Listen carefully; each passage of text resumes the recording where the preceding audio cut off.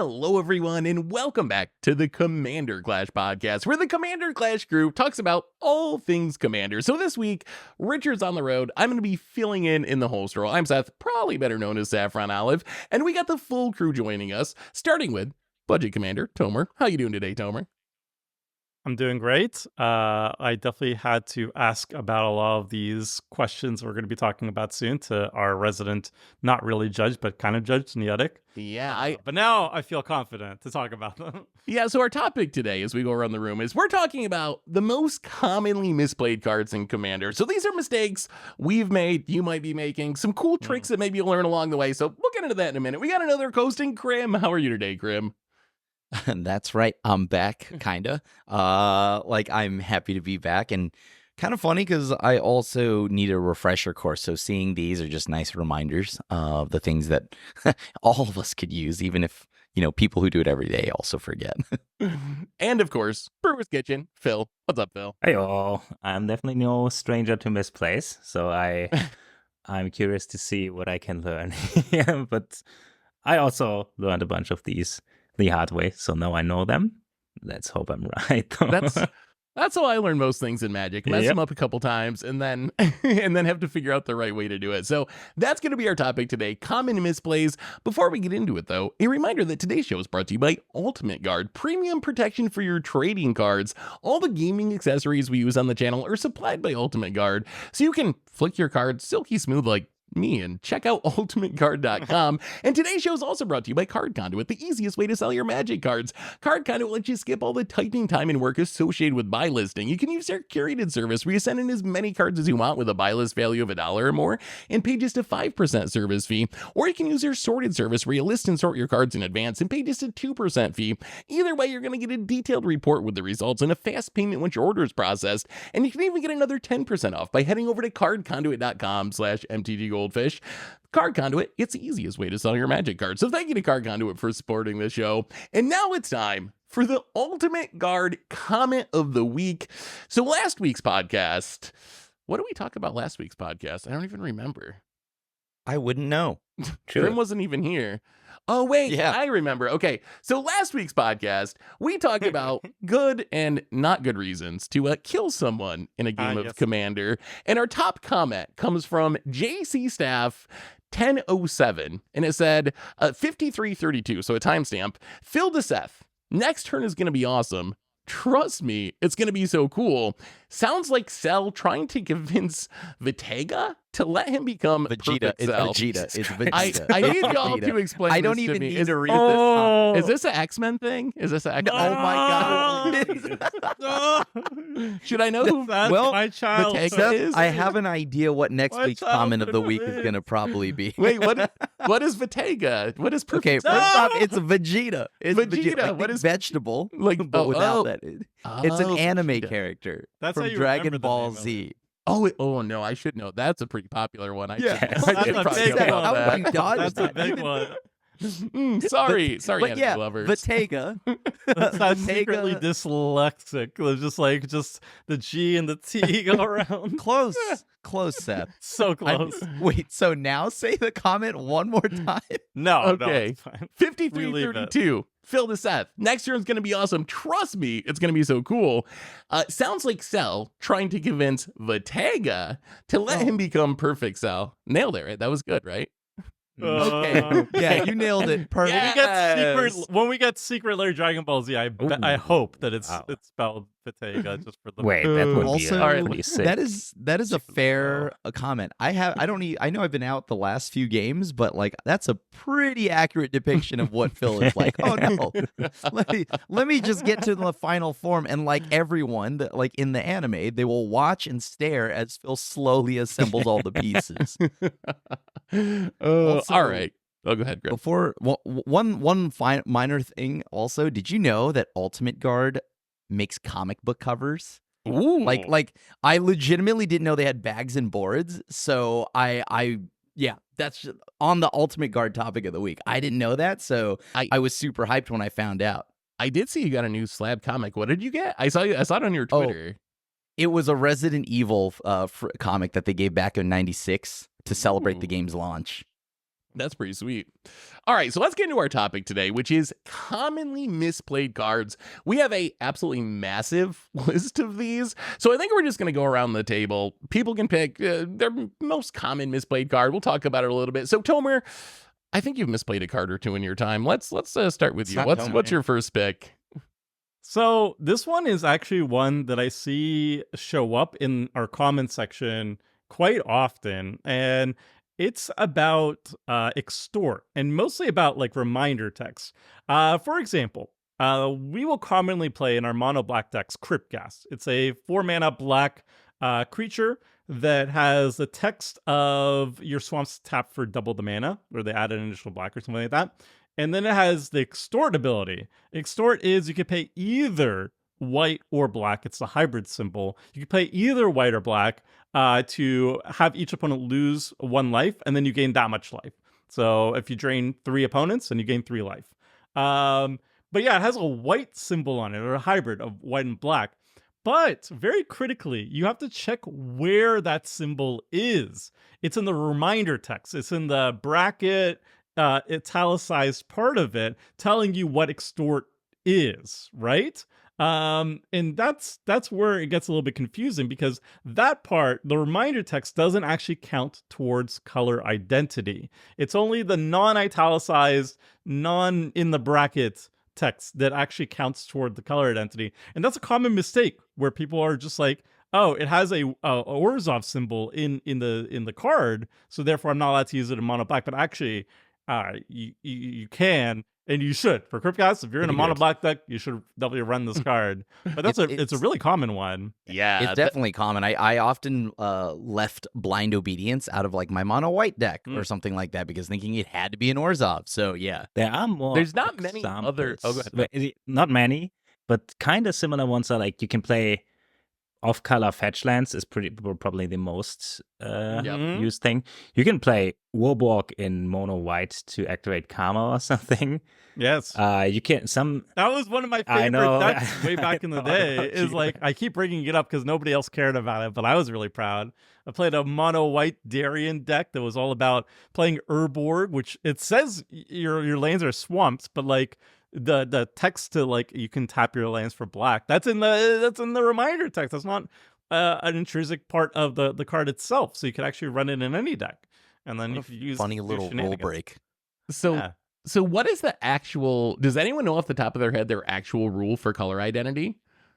Because I'm kind of curious, because we're talking about a bunch of situations where like Urborg's a black card, but you can play in any deck. Yavimaya is a green card, you can play in any deck.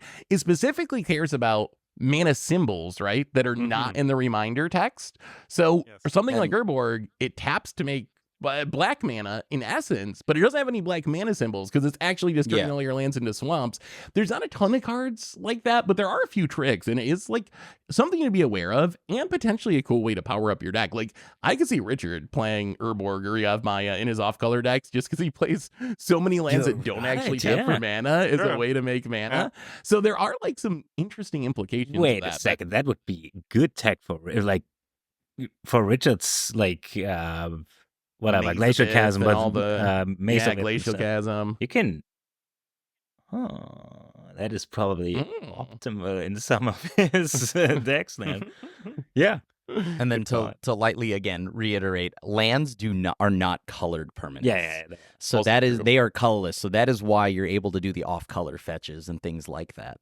Although you can't put like a forest, like a basic No. forest in your planes, because it has the green symbol, and the green symbol, like it says it taps to add green, and that's not a reminder text. But yeah.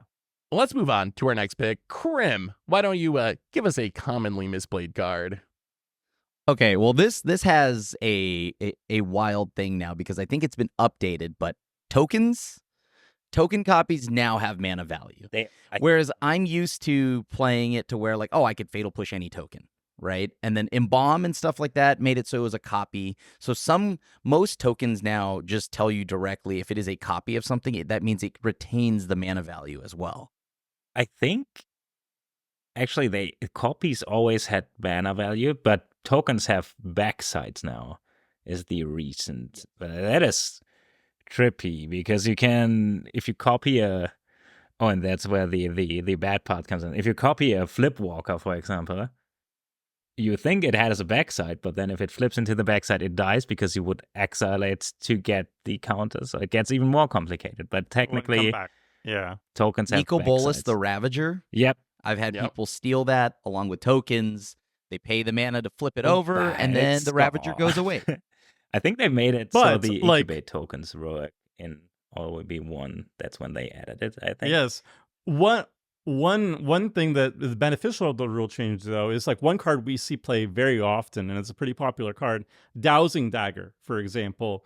2 mana equipment. When it deals combat damage, you transform Dowsing Dagger, and it flips over to this like Omega land, Lost Veil. It taps to add 3 mana of any one color. This type of transformation does not exile itself in return back to the battlefield. You just literally flip it over. So this, like if you made a token copy of Dowsing Dagger, suddenly after Aftermath or whatever, so in the past like 2 years or so, now if you make a token copy of Dowsing Dagger and you flip it, you transform it, you get a token land, which is very cool.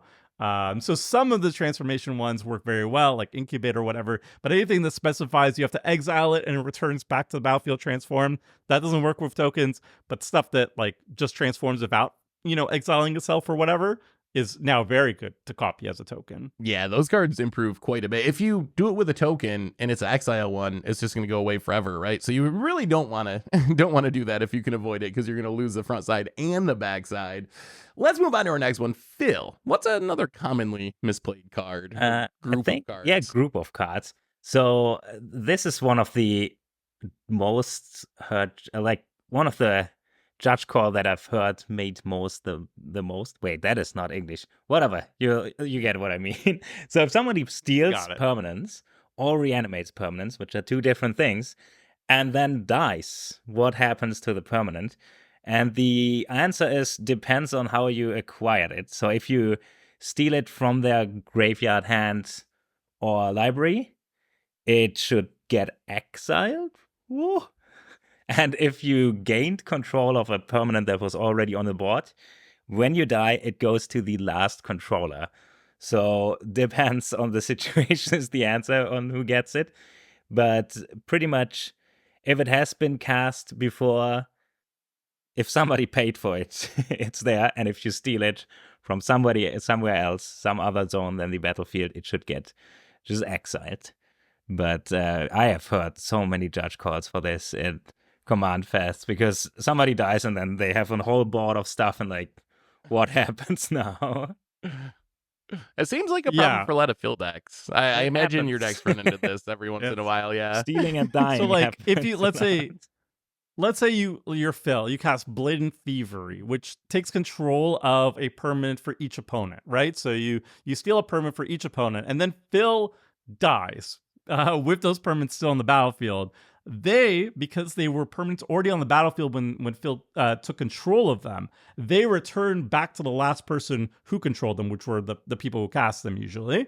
So like if Phil stole a land with Blatant Thievery and then Phil dies, the land goes back to the person he stole it from. However, if you cast like bribery, for example, and you stole a creature, search your opponent's library for a creature, and you put that creature from the library onto the battlefield under your control, and then you died, or you lost the game, then that creature just gets exiled.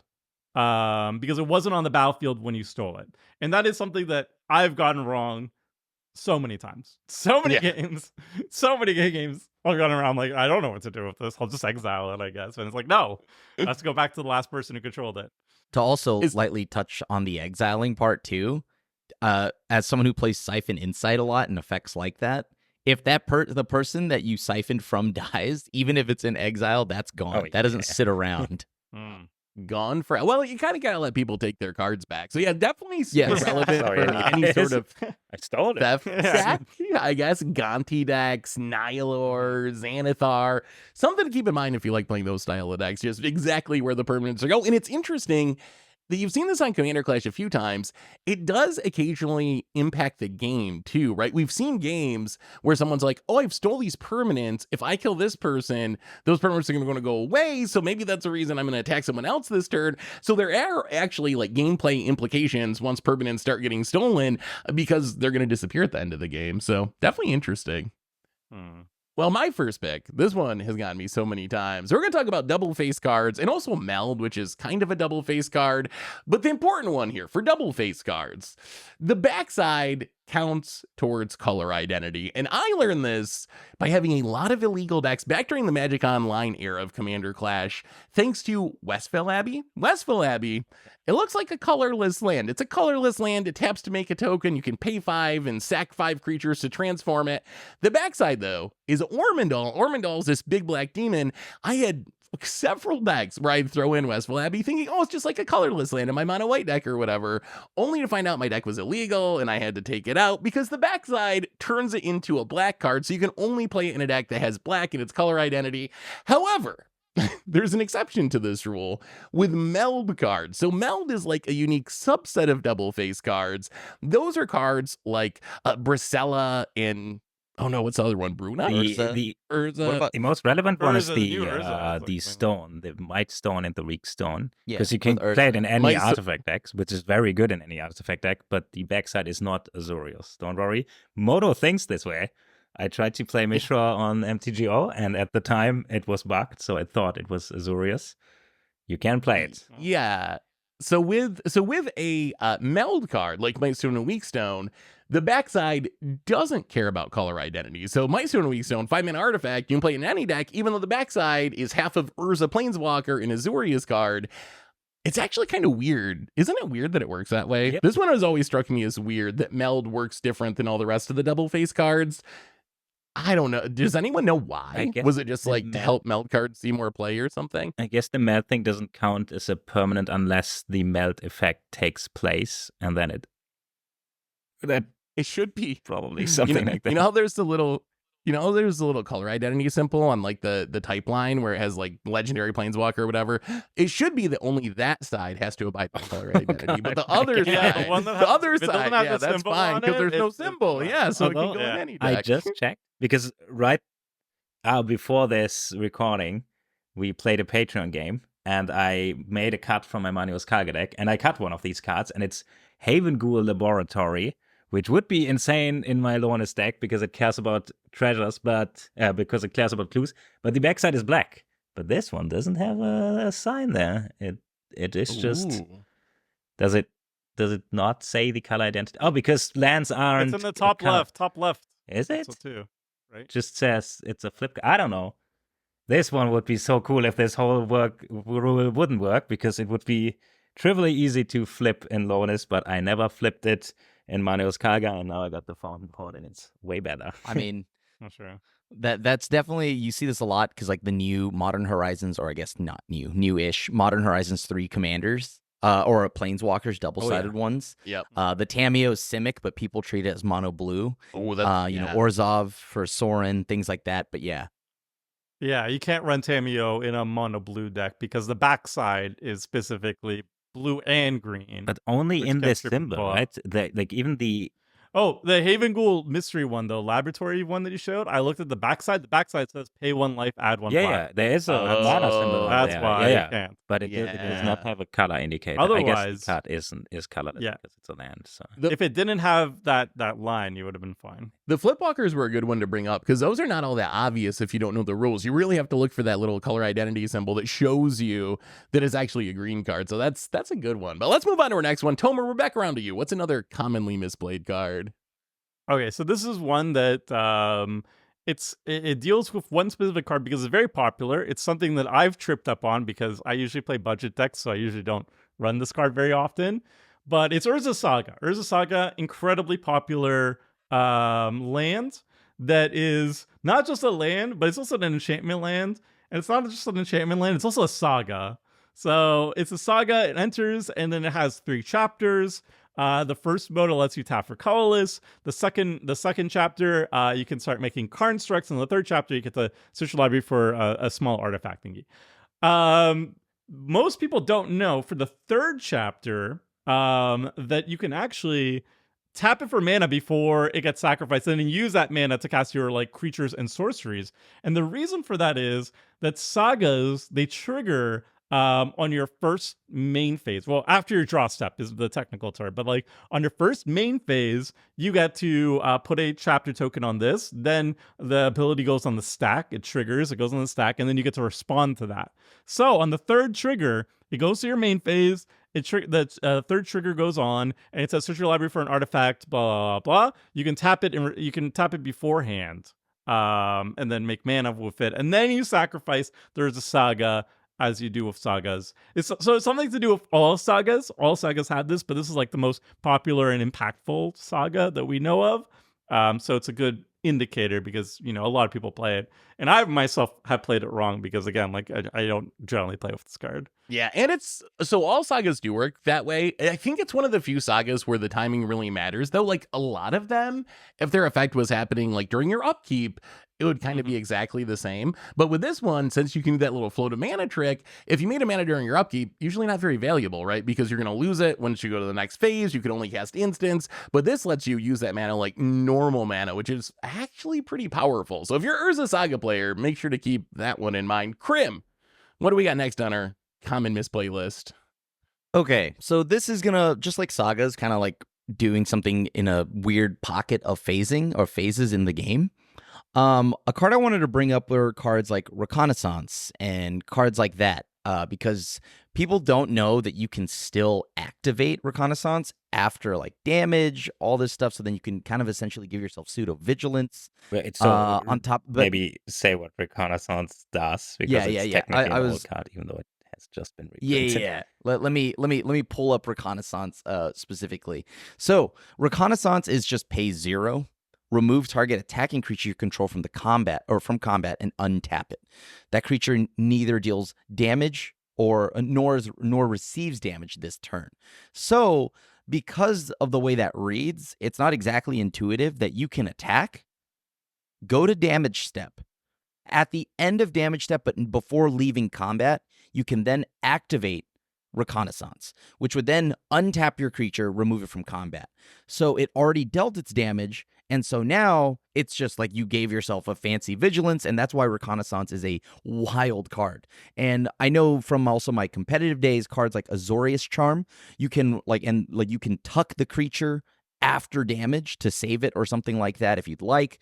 On top of that, there's like other abilities you can use. Tomer mentioned earlier while we were talking about like ninjutsu and things like that. So there is a little step in between after damage and right before you leave combat, like that you can then do stuff still while still having stuff be in combat.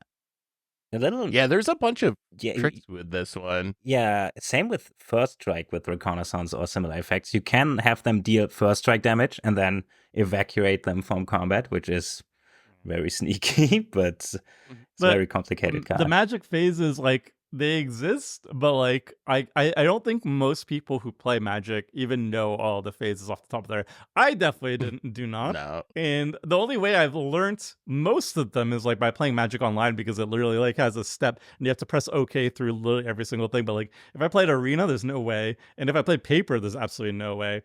Combat phase is actually not like 2 steps, like attack, block, and then there's damage, and that's it. There's beginning of combat, so before you get to declare attacks, that's already the beginning of combat. Then there's declare attackers, declare blockers, combat damage, and then finally end of combat step. And during any of those steps, you could use Reconnaissance after declare attackers, I guess. After declare attackers, during the declare attacker step, you could use Reconnaissance during declare blockers, during combat damage, and then end of combat after combat has already been done. And yeah, it's just weird that the combat phase is broken up into 5 steps.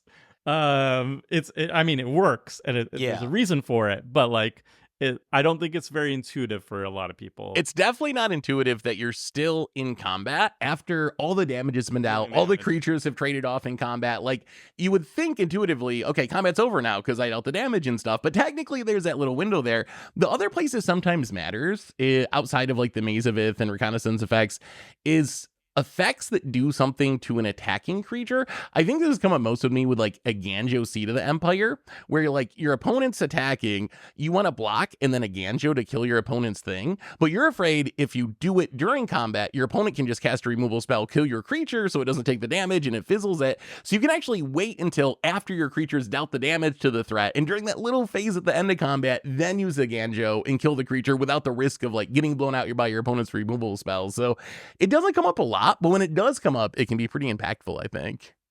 Especially as you're starting to see more white cards, you're seeing white deal damage a lot more, like whether the MDFCs and all that deal 3 damage to attacking creature, yada yada yada, X amount of damage. If you're seeing a lot of that, this is where that's gonna matter. Just don't cast your fogs there. You need to cast your fogs Yeah, a you little need earlier. to cast your fogs before the damage is dealt. All right, Phil, what's next on our list? So I got a land here that is commonly misplayed, and it is Myriad's Landscape. Myriad, just Landscape. So it is a land, enters tap, taps for colorless, and for 2 mana you can sacrifice it, search your library for 2 basic land cards that share a land type, put them onto the battlefield, tap, then shuffle.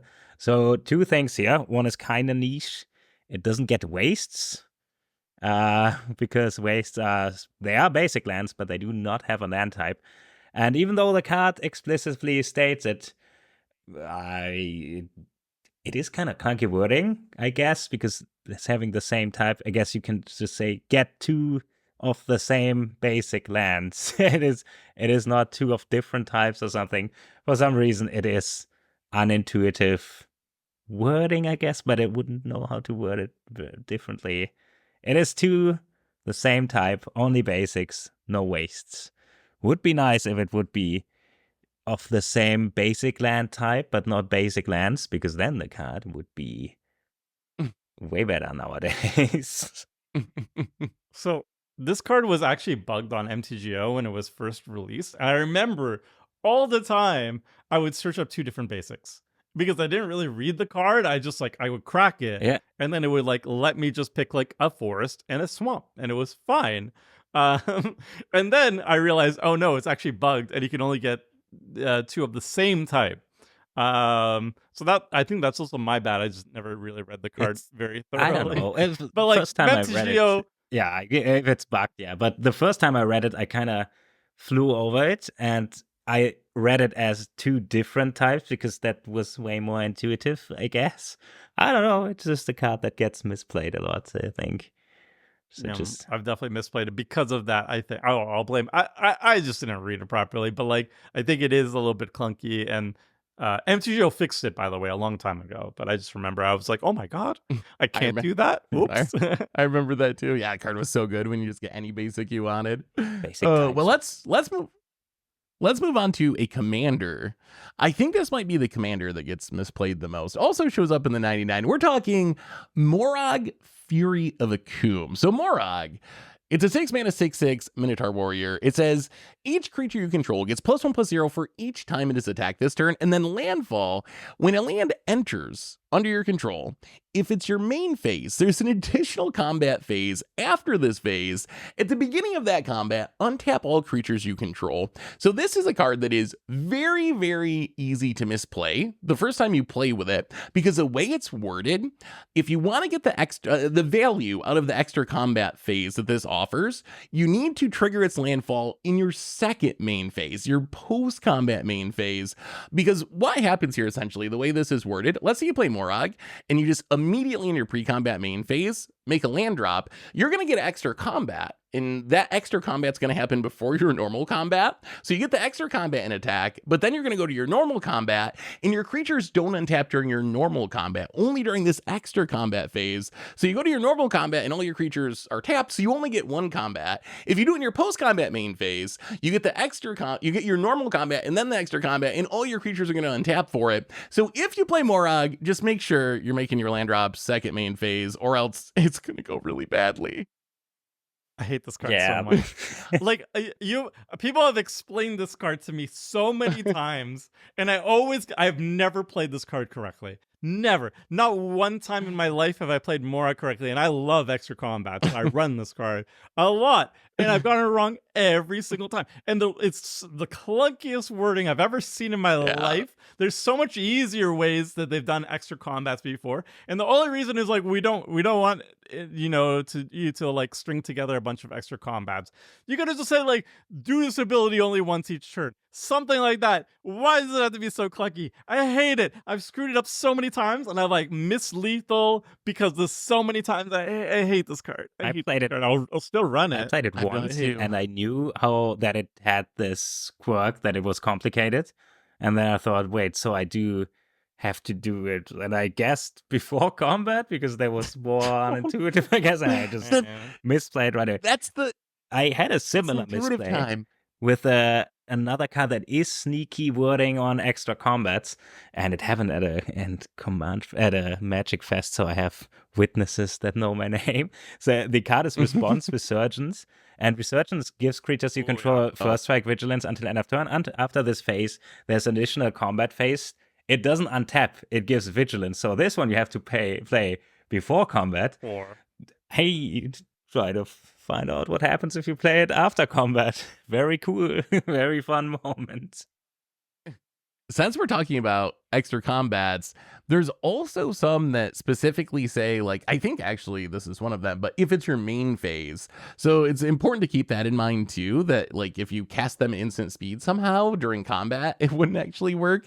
So there's like extra combats are just like such strange effects. Like I don't know why they didn't word them more consistently. That's the part that's weird about them, is they all really do the same thing, but each one has this weird twist about like, if you do it at the wrong time, it's not going to work for you. So I don't know why there wasn't like some effort to kind of standardize them so they all some you can only play during combat. Some are like you have to play during your main phase. Some you have to play during combat. Some you have to play before you attack, or else you're not going to untap. Some of them are it's wild extra combat. So it's all over the place. And they're popular cards too, so these ones are definitely worth knowing about, because your odds of playing against them or playing with them are actually pretty high. But all right, let's keep moving on. Tomer, what else is commonly misplayed in Commander? So there's like a whole bunch of cards that I've gotten wrong for a lot, and one of them it actually involves the very first Commander that I've ever owned. And it's Zedruu the Great-Hearted. Zedruu the Great-Hearted has a triggered ability. It says, at the beginning of your upkeep, you draw cards and gain life equal to the number of permanents that you own but don't control, because you're trying to give your permanents away. Those type of abilities, the ones that say at the beginning of your upkeep, if something, then this will trigger, like Zedruu, or more popularly, Revel and Riches. It says, at the beginning of your upkeep, if you have 10 or more treasures, you win the game. These triggered abilities do not trigger unless the condition is already met. So Revel and Riches, for example, it's not going to go on the stack. It's not going to trigger and go on the stack at the beginning of your upkeep unless you already have 10 treasures on the battlefield. So you can't, for example, go to your upkeep, Revel and Riches triggers if you have like no treasures on the battlefield, and then you like suddenly at instant speed make 10 treasures and you win the game. It won't trigger. You cannot do that. Same thing with Zedruu. I would like wait until my upkeep, then donate some stuff at instant speed and be like, aha, now I draw some cards. No, you can't do that. It will trigger if I already have an opponent's, like if I already have donated some things, then in response to that trigger, I can do other things and donate more stuff. That can work. But like Revel and Riches, Zedruu, I think there's like also like a you win the game card, like Barren Glory or something like that. Like some condition is met, you win the game. These things do not happen unless you've already met the condition. They don't actually trigger. So you can't do it. You can't do it in response and have the triggered ability happen. But yeah, it's a whole bunch of cards. There are a lot. All wrong. I mean, I'm kind of glad. I think something like Revel and Riches might be like, if you play with like Bootlegger Stash and just instant speed on tap all your rounds, treasure, win the game. So maybe it's like necessary for power level reasons, but it is a little awkward if you're the one like trying to win with it. Yeah, that is a good one though. I have a whole deck. Well, Grim. I have a Oh, go ahead. Jadar deck, and it checks at the end of turn if you have a decayed creatures. And you can't sacrifice your decayed creature with another end of turn sacrifice trigger like Braids, and then so you have to decide which one you do. Kind of sad. The deck still slaps though. It's fine. But you can deadly dispute the token Yeah, you can do it before. after damage. Yeah, before After everything cool is good. counter But it damage. At the end of combat step. At the end End of of combat. combat, prior knowledge from the cast. Oh, that is actually, and that's actually a good next? example though, because Decayed happens. So Decayed goes on the stack, and Decayed says after attacking it sacrifices, but you can deal damage and then sacrifice it before the Decayed trigger. That is technically in end of combat. That is true. That is a good point. Well, all right. What's next, Grim? What else is misplayed? I feel like this is something I see a lot, and I know everyone's like, "Oh, but Krim, you don't play creatures. Why would this matter to you?" But commander damage. I think that this is, the format commander. We all talk about it. The 21 damage points, 21 points of commander damage. I've noticed that a lot of people think if they, example, copy a commander or clone a commander or clone their own commander, and then they attack with the clone of the commander, normally they would assume that, oh, well, doesn't that count towards the 21 points of damage? Well, that's the thing. It does not. How the commander damage works is it has to be that literal commander.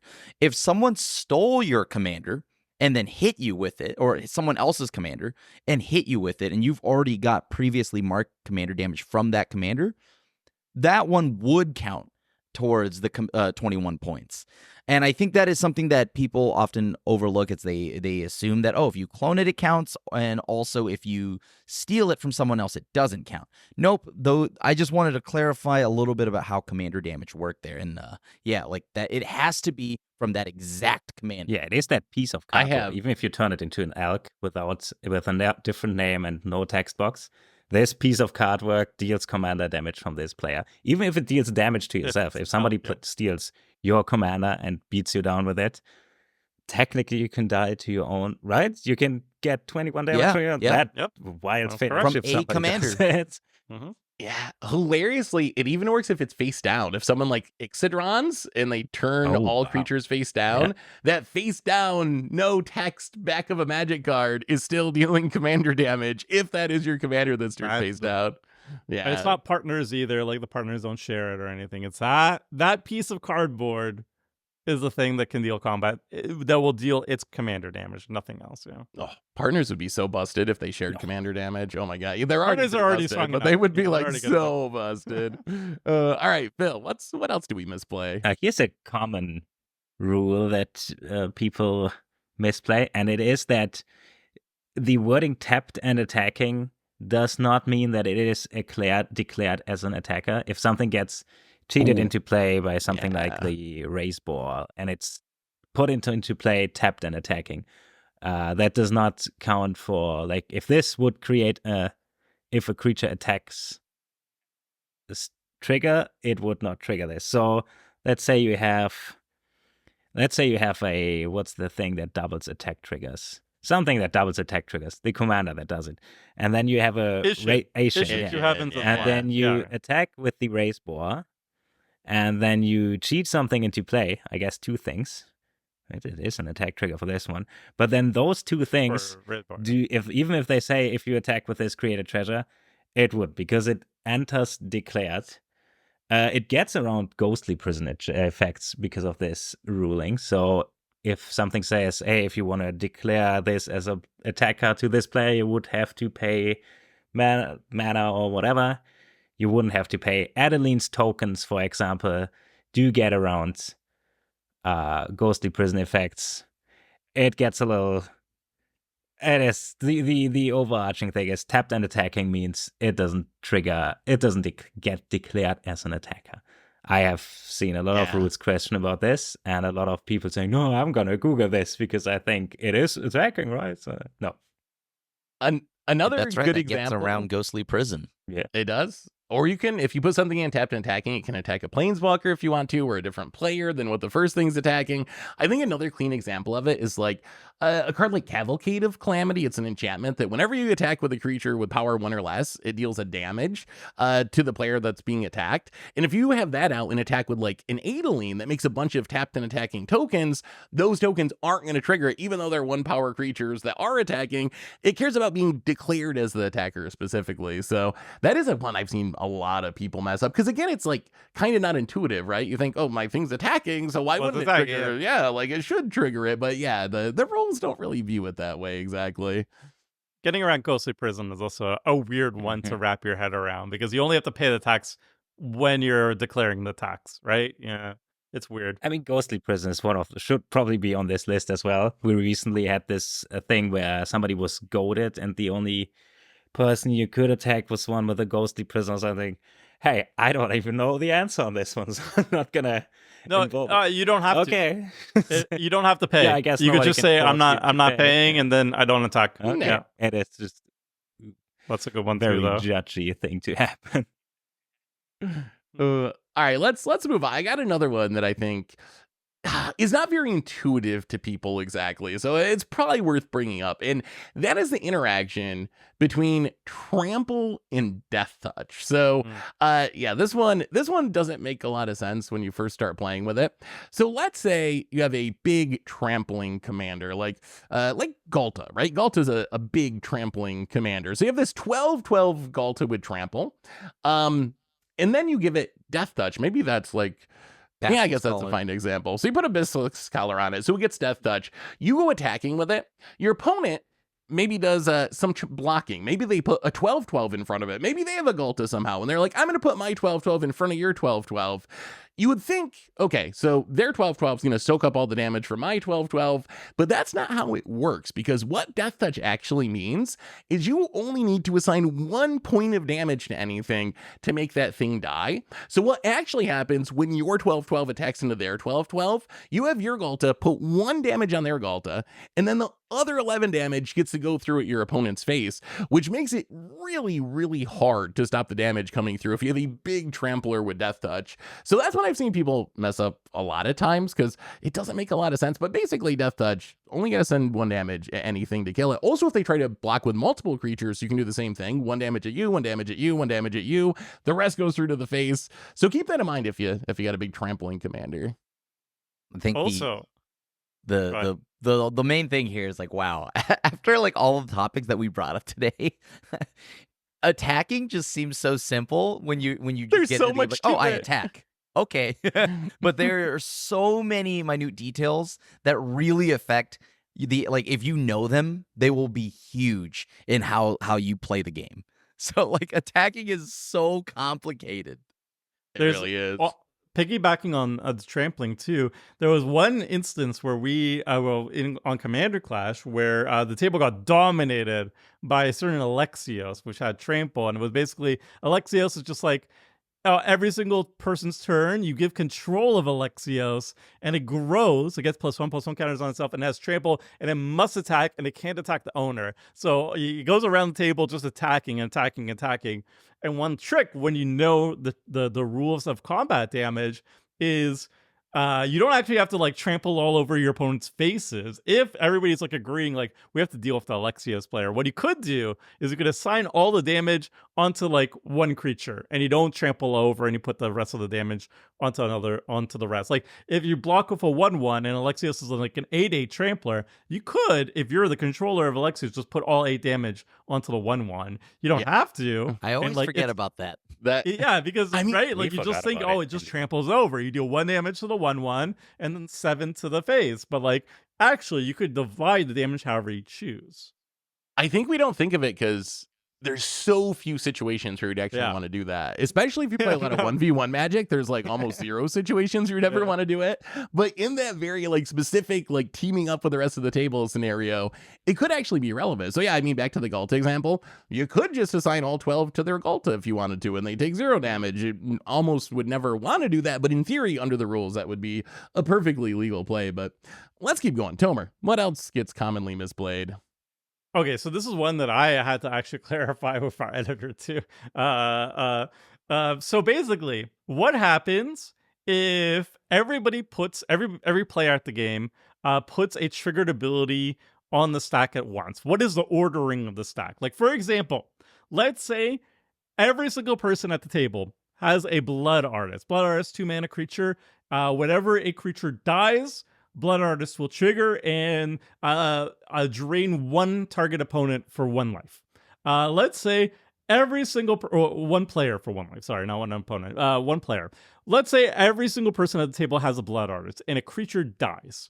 Then each person's Blood Artist triggers. How does the stack get resolved, right? Well, the answer to that is the abilities go in the stack in turn order. So the active player, let's say it's me, puts the triggered ability on the stack first. Then the next person in the turn order, the next person to my left, the person who I would pass to, puts their trigger on the stack, then the next person, then the next person, until all the triggers are on the stack. So how it resolves is because I put mine first, I'm on the bottom of the pile, my trigger actually resolves last. And the person who's on the top of the pile, the person who put their trigger on last, resolves it first. And that could actually be really important because let's say like I'm at 1 life, you know?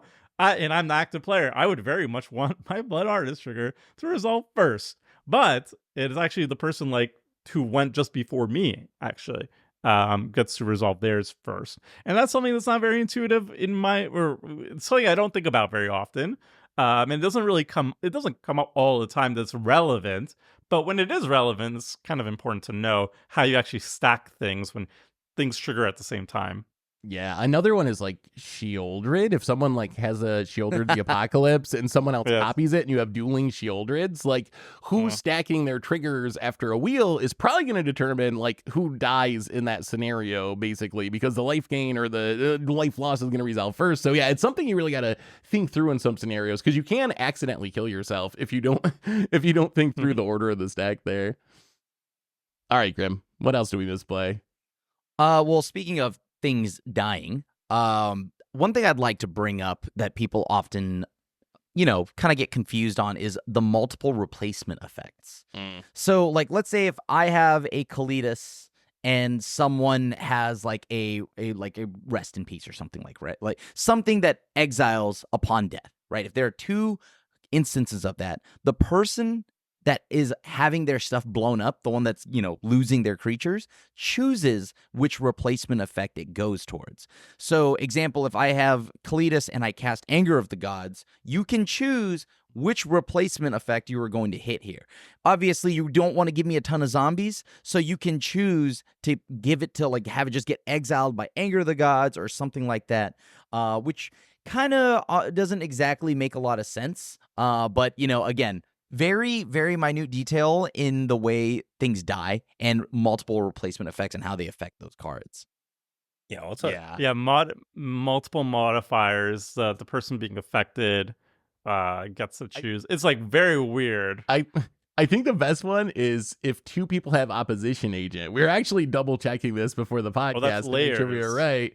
If 2 people have an opposition agent, then the player is going to get to choose, right, Graham? It would work the same way. Yes. That like, so if you're tutoring your library and Phil has a opposition agent, Tomer has an opposition agent, you're going to be like, okay, Phil, you get the card, or Tomer, you get the card. Didn't this exact situation come up on like the Moto era of Clash between Phil and I, literally? I think so, yeah. I think so, yeah.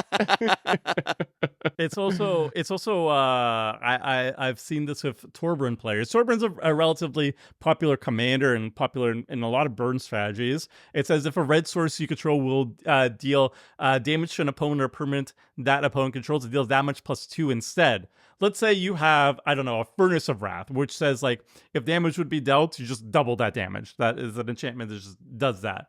If you have Torbjorn and the damage doubler, what you would hope to do, and let's say you do like you lightning bolt somebody's face, right? You deal 3 damage to them. What you would hope to do is you would hope that you would want to stack it in a way where you double the damage, or no, you add the 2 damage from Torbjorn first, so it's 5, and then you double it so it's 10, as opposed to, it's 3, double it first, so 6, and then you add the Torbjorn damage 2, it's 8, so it's the difference between 8 and 10 damage for a lightning bolt.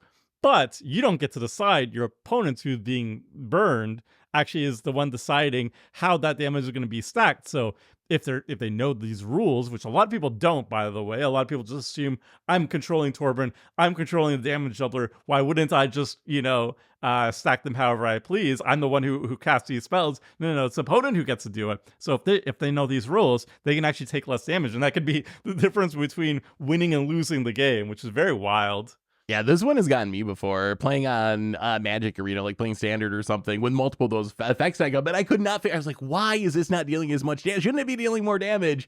And then I learned that Arena actually just defaults to your opponent taking the least amount of damage, assumes that they're always going to like stack it correctly, which I guess is the best way to think about this. Like when you have those Shadow multiple players effects, in like shambles. it's gonna be the worst outcome. You're gonna get the least amount of damage out of it, like assuming people play correctly. But yeah, we're getting to the depths of Magic Yeah, we're rules getting here a to little the bit. fun We're getting stuff. to the fun stuff.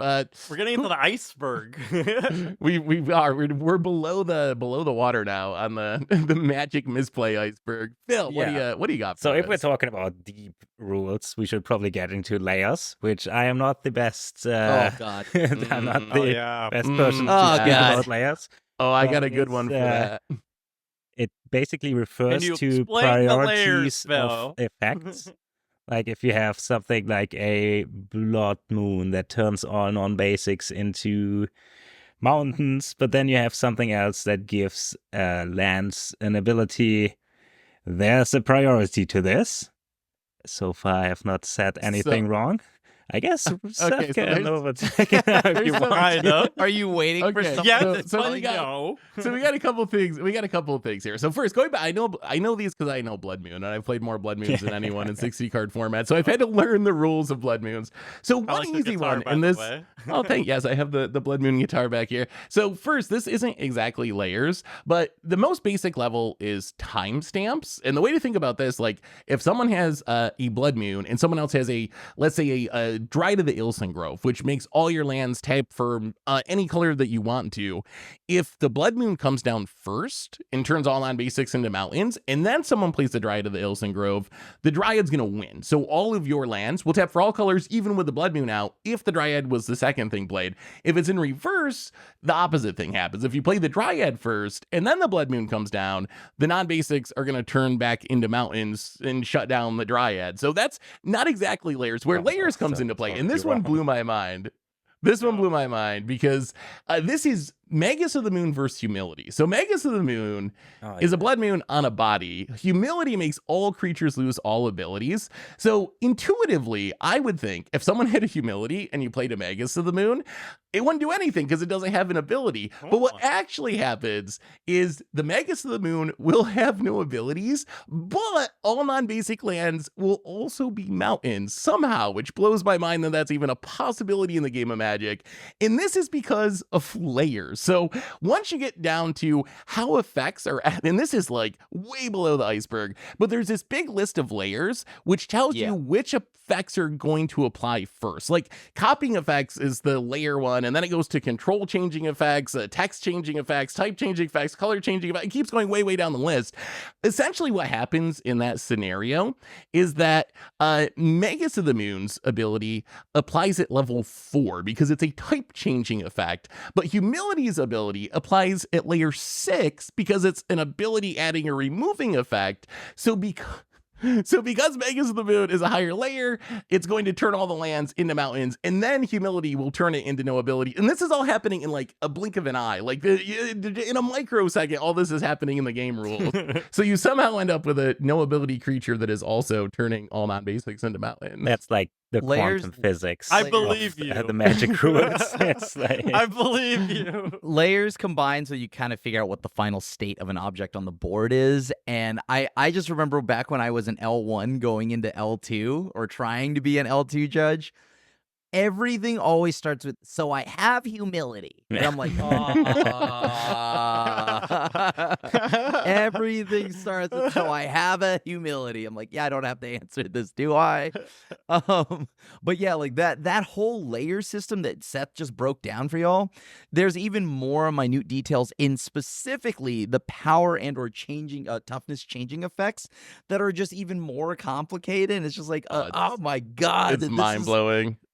Layers is the trickiest thing, and it's so like it's why you don't bolt the Goyf, right? Because Yep.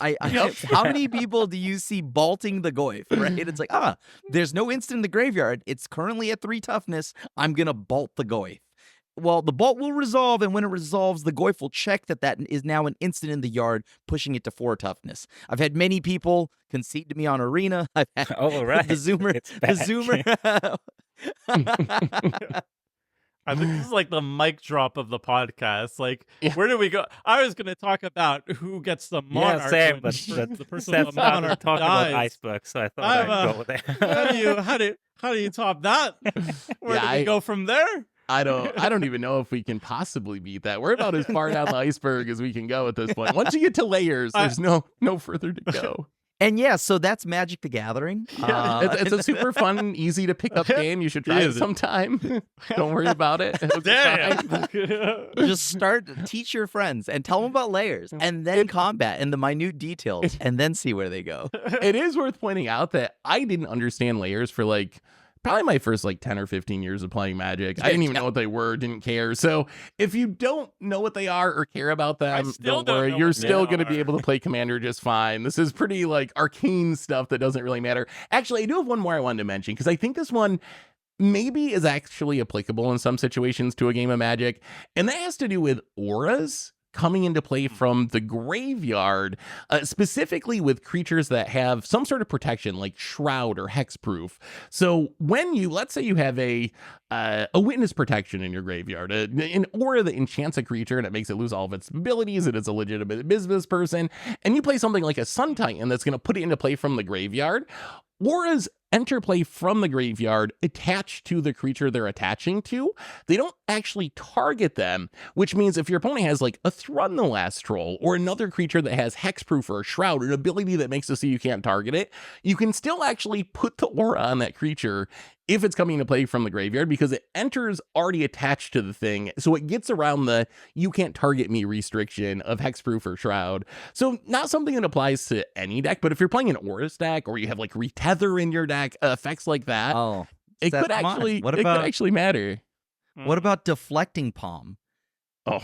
Deflecting Palm is choose. And so, example, Emrakul has protection, right? So, but you can choose the Emrakul to still deal the damage. It's really weird that choose gets around this because you would think that's not intuitive. Choose. It has to not have the word target. As long if it says choose creatures, it's fine. Oh, wait. But if it says the word target, it says target, no. For hexproof protection, all that stuff, and it literally has the word target. If it doesn't have target, you're good. That means they We actually just saw this with the new season of Gathering. From Bloomborough, yeah.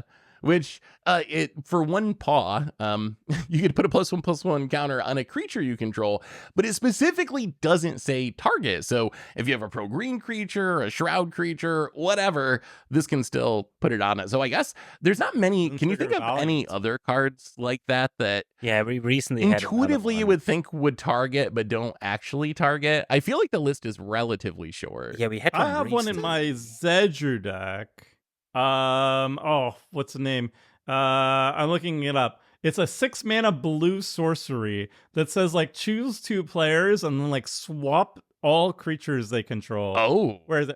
Cultural Exchange. I read this in my nice, Zedger deck. I forgot choose any number of creatures target player control. So it targets a player. So if they have protection, you can't target them. but not the creatures. Yeah. Choose the same number of creatures another target player controls. Those players exchange control of those creatures.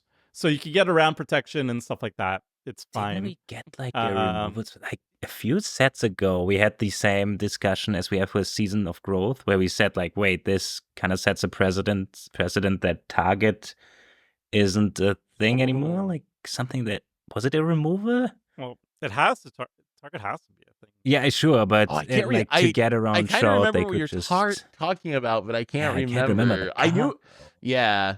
I vaguely remember that situation, but I can't remember. Let us know in the comments if you also remember. It was on this channel for sure. That's a good one. I mean, another fun thing with that and auras and attachment and whatnot, just a minor detail is people often forget that protection is protection from all things that color. Oh, yeah. I myself am Mm. guilty of this. Your own things. I equipped the glider, the artifact glider, the red one, by the way, onto my creature, and then I equipped the Sword. red protection from red green sword, and then I was like, wait, what happened? Everything fell off, and then that feels The bad. chrome as That well, feels as well, bad. right? Doesn't it? One of the most crushing moments of my commandering career, I think, was in Commander Clash. I assembled Cauldra, and I went to remember attacks, and I was going to Cauldra World Slayer everybody. So Cauldra is indestructible. It gives all the pieces indestructible. I was attacking with my Cauldra, and World Slayer is like when you deal combat damage, whenever you deal combat damage with the quick creature, you blow up all permanents. So I would have left my World Slayer and my Cauldra intact. Everything else would have blown up. It would have been glorious. And I cheated it into play with Sigarda's Aid. And Sigarda's Aid is a white enchantment, gives your equipments flash, and you automatically attach it when it enters the battlefield. And the Cauldron was also wielding a bunch of swords, including one that gave it protection from white, which was Sword of Light and Shadow. I didn't have to equip it. I didn't need to. I was just like flexing at that point. But because Sigarda's a white enchantment, and that's the thing that was going to attach the World Slayer to it after blocks, when I was being very fancy with it, I couldn't target the creature because it was protected from white, and Sigarda's Aid could not attach it. And I was like, Yeah, that's and then brutal. of course I lost. Then of course I lost the game immediately afterwards. I think you lost when you close. sleeved up Cauldron, but I mean maybe. Oh god.